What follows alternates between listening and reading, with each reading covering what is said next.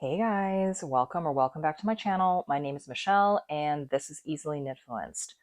I'm back today with a regular podcast episode. And I have two finished objects today. So, yay. The first one is what I'm wearing. I'll insert some pictures of, full length of this, but this is the Moonset tee by Ozetta. It's finally done. I love this so much. This I knit out of Knitting for Olive cotton merino in the shade Koala, just a single strand. And I really like how this turned out. I knit the size, I think I knit the size extra large for this one. I wanted kind of a very boxy tee, which is what I got. So very happy with how this turned out. I love the color. I love the fit. This V-neck is everything. I'm here for it. Ozetta, you have my loyalty forever and ever. This is fantastic. So love this pattern. Um, what should I say about this? I think the last time I talked to you guys, I was talking about the I-cord bind off. So I didn't have any issues with it, but I was watching a tutorial for the I-cord bind off as I was doing the body. So the kind of the longer bind off at the bottom. And the tutorial I watched happened to be for a 4-stitch bind off and not a 3-stitch, which is what the pattern asks for. And I realized this as I was halfway through the bind off for the bottom. And I just decided, you know what? I don't care enough about this to go back and redo it. And it's one of those things that you can really see the difference in the thickness when you kind of have it like up close and you're looking at it. But from a distance, you wouldn't know. Like I'm going to put some pictures up. You'll see like it looks like an I-cord bind off. And then for the sleeves, I did the 3, which is what she suggested. So that's what this looks like. I like the I-cord bind off actually. I've never done it before, but I mean, I've knit I-cords before, just not as a bind off. But I really like it. It is so much faster than an Italian bind off. There's no ribbing.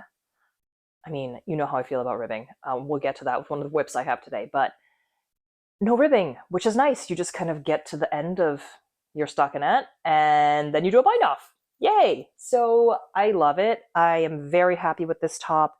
I used a US 3 needle, so actually I think that is, maybe it's one size up from what's recommended. I used a 3.25 millimeter needle, and I still got a very opaque fabric with this. The cotton merino is interesting in that it feels quite a bit denser and heavier after washing and blocking than it did before that, if that makes sense. So this feels like a very, very different fabric to before I washed it, which is interesting. And in a very good way, it feels like not heavy, but substantial in a way that the Knitting for Olive silk does not. So I am not the biggest fan of that silk yarn. The cotton merino, though, big fan. Obviously, I love their merino as well, but this is a nice kind of in between, I think, for days like today where it's not cold, it's not hot, you're sort of in that in between. This is perfect. And it's very breathable, but it's still a substantial feeling fabric, which I like. I don't really love flimsy feeling garments. So I will definitely knit with this held single again, not for a little while because I am tired of fingering weight projects. And we're heading into fall winter, regardless of how hot it is outside. So I am in full on, I want DKs, I want worsteds, I want thicker yarns. So that's what we're going for. So yeah, this is my first finished object for this session. I love it. I think it's so comfortable.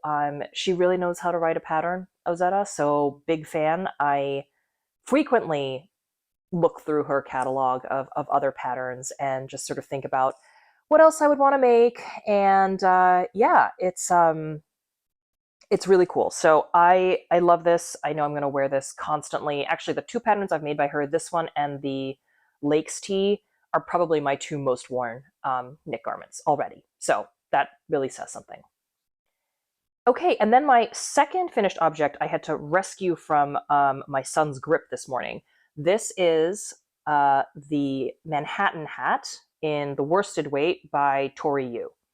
So this was a very impulsive cast on. This yarn I have had for 10 years, I want to say. It's a single ply superwash merino by, oh gosh, I'm forgetting the name now. I'll put it on screen. I'm sorry. I'm having just like a brain meltdown right now. I can't even remember. But anyway, I've had this yarn for forever. It's one of those ones I impulsively purchased, I think, a single skein of when I saw it in a store 10 years ago and then never had a use for. But then I thought, hey, it's actually perfect for a kid size hat. And I have some left. So I have maybe enough left to do some mittens, which I'm thinking about. So I need to weigh it, how much yarn is left, and see if it'll actually work. But I could do a matching set of mittens with this. But this knit up so fast. Worsted weight, it's a very simple, it's you start from the brim. I did not do, I think the pattern called for provisional cast on. I have not cracked that nut yet. I am not so good at that. So I decided for this quick thing, I just didn't want to bother with that. So I did a just regular long tail cast on. My son has a big head, so I actually knit the adult small for him. And the pattern's cool. It gives you a couple different options. So you can do depending on how much yarn you have, you can do like a single fold, which is what I chose to do. You can do a double fold, or you can do no fold and just have this be kind of a, regular way hat. So yeah, you start from the brim and then kind of knit like a tube of ribbing basically until you get to the decrease rounds. And there again, you have two options where you can either do knit-wise decreases inside out or purl-wise right side out. I decided to do the purl-wise ones.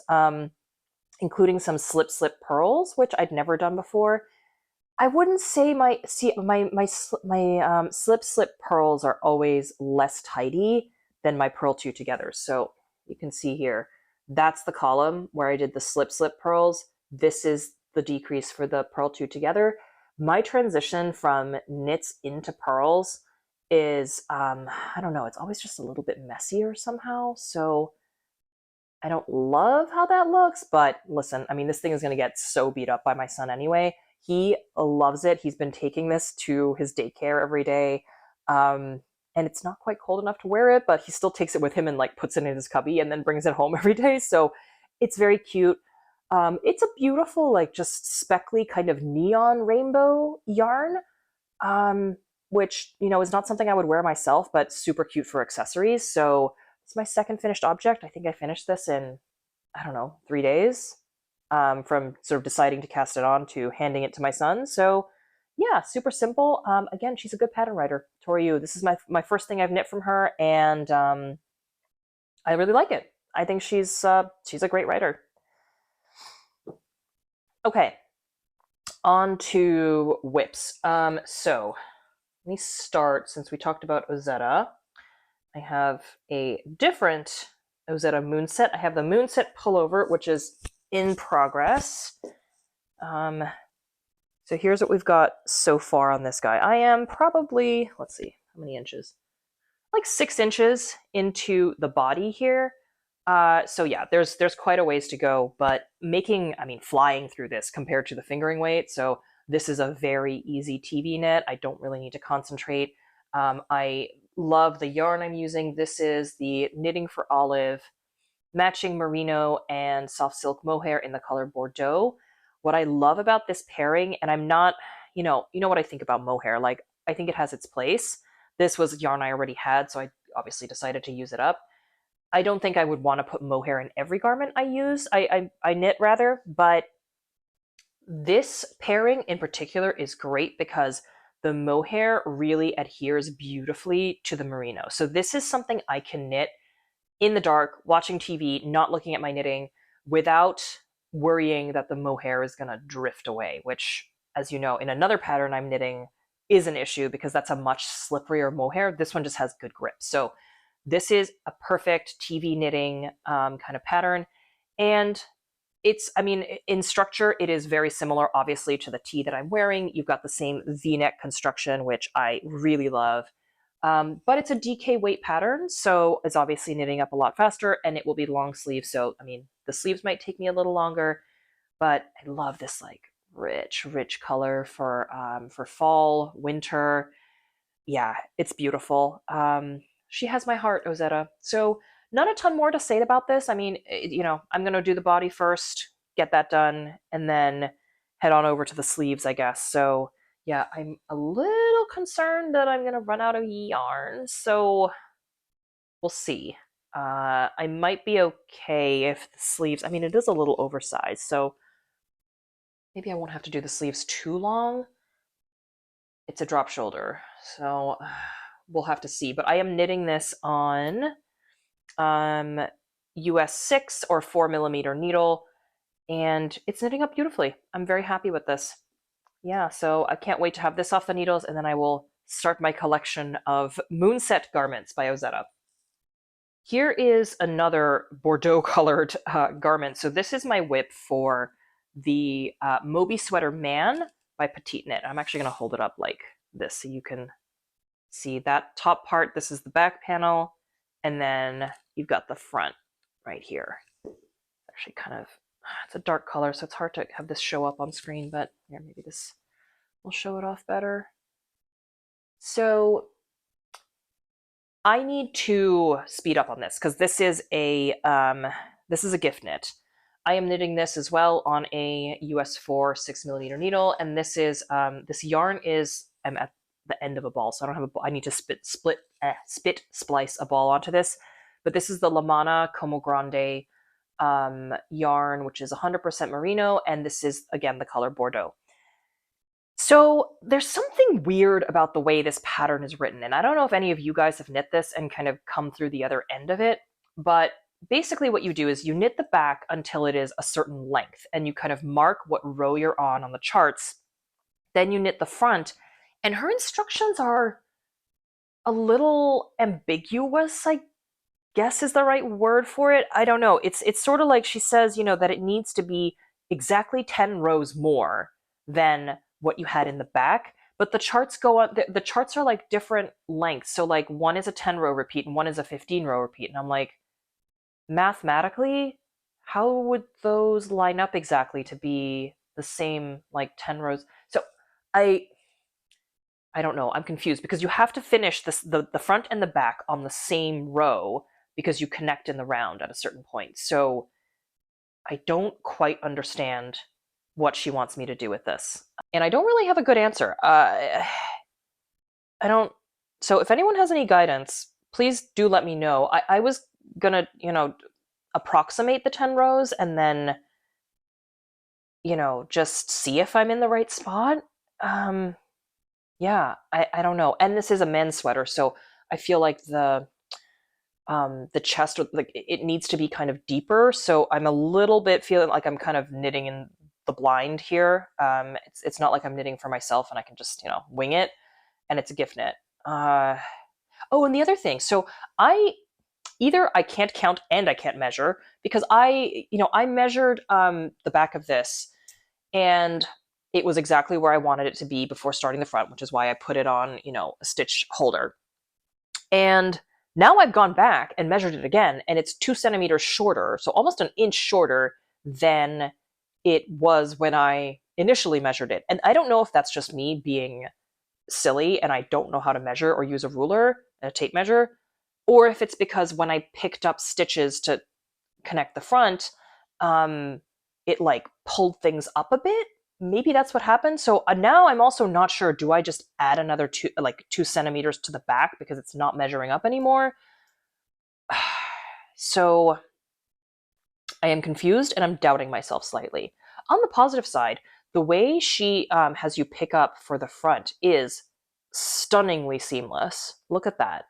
It even picks, like, even the twisted stitches are perfect. Perfect pickup. It's gorgeously done. So this is why Petite Knit is the queen of the knitting world. I think is just the attention to detail is like second to none. However, her attention to trying to get me to understand this pattern is somewhat lacking on this one, and it's not a stockinette, and so I'm a little nervous about getting this all to line up. But I do need to press on with this, so I'm just gonna have to make some decisions soon. Can't just sit on this one. Yeah, so I still think it's beautiful. It's a joy to knit because it doesn't get boring. You kind of go from one type of stitch to the next. So I really like that. I think it's a really interesting pattern to knit, and I think the yarn is beautiful. I love knitting with this yarn. It is really a joy to work with, especially for kind of more complicated knitting like this with lots of patterns and things going everywhere and cables and stuff. Like no splitting, which, by the way, I forgot to say, this is, I mean, I remember now why I don't like working with single ply yarns. The splitting with this one, oh my lord, it was like I just kind of getting my needle stuck in the middle of the yarn, and I'm like, okay, well, this is why I don't buy those types of yarns anymore. So this is a 6-ply. It is very tightly wound. Love it. So yeah, that's it for this one. I just need to figure some things out. I don't really know where to go next with this, but I'll make some decisions. Whether they're the right ones or not, time will tell. Okay, let us talk the Bruno vest by Mareka Knit. This is a labor of love. It's a labor of love in that it is taking me a very long time and it's a fingering weight, but I also think it's a labor of love in that I will love it very much once the finished object is with me. So this, again, I can't even really put this on a hanger to show you, but here's where I am with this. So this pattern is interesting. It has you sort of knit this basically, it's not even joined in the round, right? Like, so you knit the front and the back, attach them. You knit the back, you pick up for the front, and then you sort of knit that front panel. And then you do a ton of ribbing, so much ribbing. Think this little line here, right there, that's the join for the front and the back. This is going to be the armhole. So look how much ribbing. This took me, not kidding, weeks to finish. And then the way she has you bind it off is also in 2 steps. So that also takes forever. And I did kind of mess it up a little. So I wasn't perfectly aligned, but I think it looks fine. And then eventually this is going to be joined here and will be sort of a continuation of the body into the sleeve, which is going to prevent the sleeve collapsing like it would for a garment where you just knit in the round.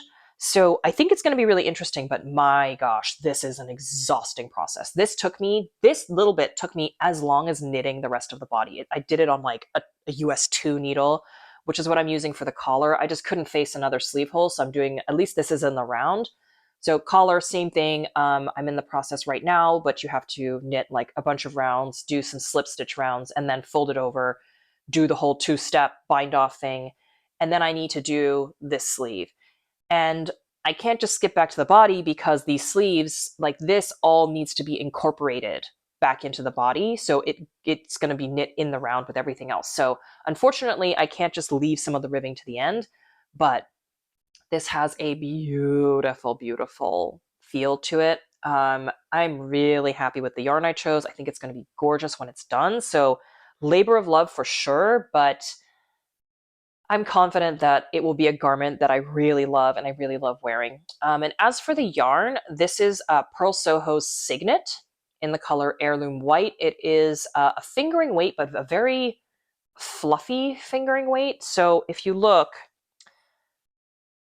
that's the back, which I've actually blocked. But I knit that on a US 5, just for reference. And it is totally opaque. Like I really cannot see through this.